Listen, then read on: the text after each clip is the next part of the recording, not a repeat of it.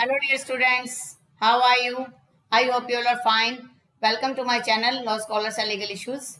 I am Advocate Vanita. I am presenting here again with an important topic that is relating to CRPC.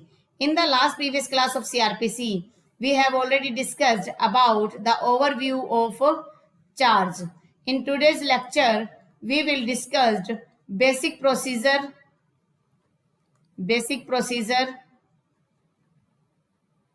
regarding charge and its trial.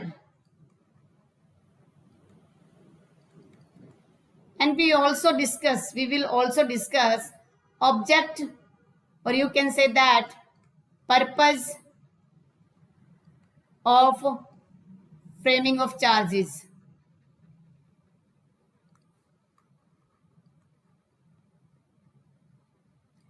देखिए, अगर basic procedure की हम बात करते हैं कि charges से रिलेटेड बेसिक प्रोसीजर क्या होता है, तो उसको हम समझते हैं पॉइंट वाइज। तो मेनली जो है, जो कोई भी फेयर ट्रायल के लिए जो इनिशियल रिक्वायरमेंट है, तो मैं आपको बताती हूँ कि जो इनिशियल रिक्वायरमेंट ऑफ इनिशियल का मतलब शुरुआती, initial requirement of fair trial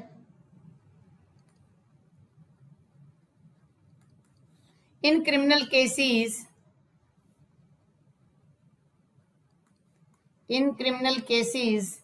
is a precise statement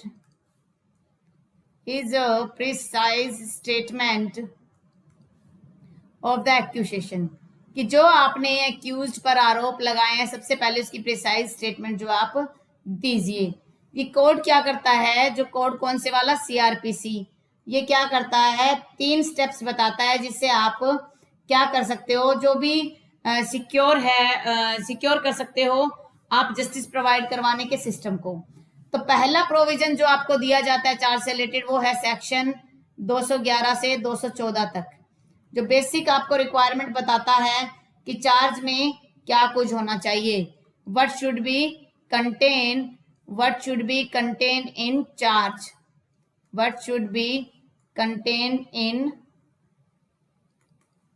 charge में क्या कंटेन होना चाहिए, क्या क्या पॉइंट्स होने चाहिए, क्या क्या फॉर्म्स होने चाहिए, क्या क्या कंटेंट्स होना चाहिए।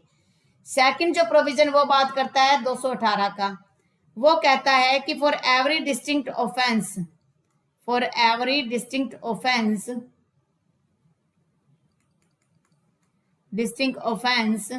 there must be a separate charge.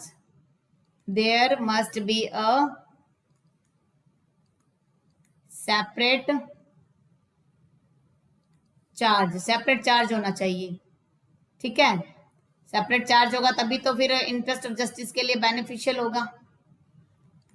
Third इसमें बात कहता है कि जो कुछ सेक्शंस हैं जो साफ तौर पे ये कहते हैं कि नॉर्मली तो सेपरेटली ट्राइड होना चाहिए, बट वो कहता है कि ज्वाइंडर ऑफ थर्ड प्रोविजन कहता है joinder of charges.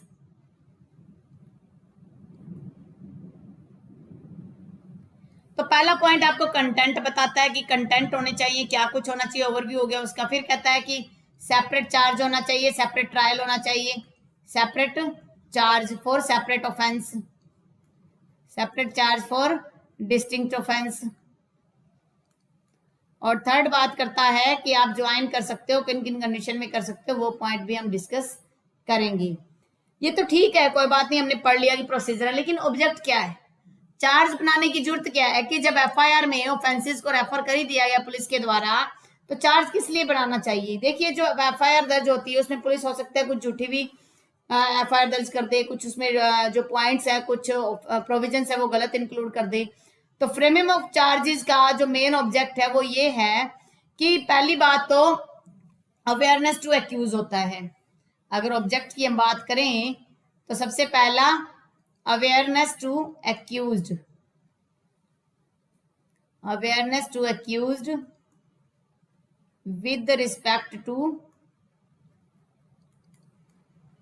with respect to accusation sorry, कि जो आपने आरोप लगाए उनकी जानकारी तो आप दो ना एक्यूज को, ठीक है। सबसे पहला तो ये पॉइंट होता है। किसी भी फेयर ट्रायल का सबसे इंपॉर्टेंट रिक्वायरमेंट ये है कि जिस भी के खिलाफ आप केस लगा रहे हो, जिसके खिलाफ भी ऑफेंस रजिस्टर हुआ है, तो पहले उसको पता तो चले कि उसके खिलाफ आरोप क्या है, ठीक है। उसके बाद आप इसे ये भी कह सकते हो कि it notice to the accused,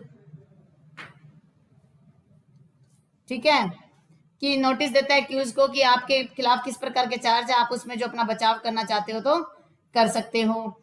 हर प्रकार के क्रिमिनल प्रोसीजर के ट्रायल में ये दोनों बेसिक रिक्वायरमेंट्स होता है, इसीलिए जो चार्ज होता है वो रिड्यूस इनटू राइटिंग होता है, रिड्यूस इनटू राइटिंग। देखिए जब भी कोई केस रजिस्टर होता है तो जो एक्यूज हो चाहे प्रोसिक्यूशन हो, दोनों साइड से एक वकील जरूर होता है, तो वकील है जो ये सारी फॉर्मेलिटीज को समझ सकता है। एक नॉर्मल व्यक्ति जो है अगर उसके खिलाफ आप आरोप लगा भी देते हो तो उसे इतना कुछ ज्यादा समझ नहीं आता, लेकिन वकील के थ्रू वो अपने आप को प्रेजेंट करता है। और जो भी चार्ज आप लगाते हो रिड्यूस इन राइटिंग में मस्ट बी रीड एंड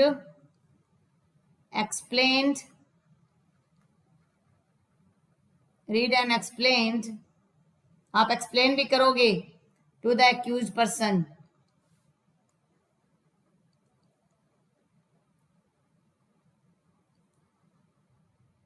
बिना एक्सप्लेन करे बात नहीं बनेगी। तो ये है हमारा बेसिक पॉइंट जो हम डिस्कस कर चुके हैं ऑब्जेक्ट के बारे में। एक छोटा सा लेक्चर मैंने बनाया है आपको ऑब्जेक्ट बताने के पर्पज से। नेक्स्ट क्लास में जो हम सेक्शन 211 को अच्छे से डिस्कस करेंगे। मैं एक एक सेक्शन को उठाऊंगी, लेकिन अगर मुझे ये लगा कि हम 2 सेक्शन या 3 सेक्शन को भी इकट्ठा कवर कर सकते हैं और 15-20 मिनट का वीडियो बना सकते हैं तो हम वो भी कर लेंगे, कोई इश्यू नहीं है। तो मैं उम्मीद करती हूँ आज का ये जो वीडियो आपको पसंद आया। अगर आपको आज का वीडियो पसंद आया तो आप मेरे वीडियो को लाइक कीजिए। अगर आप मेरे चैनल पे न्यू और फर्स्ट टाइम इस वीडियो को देख रहे हो तो मैं आपसे रिक्वेस्ट करती हूँ कि आप मेरे चैनल को सब्सक्राइब कर लीजिए और बेल आइकन पर क्लिक कर दीजिए। और कोरोना के इस टाइम पीरियड में आप अपने फैमिली मेंबर्स का, अपने नेबरहुड का ध्यान रखिए। Stay home, stay safe, stay healthy. Thank you for watching. Have a nice day.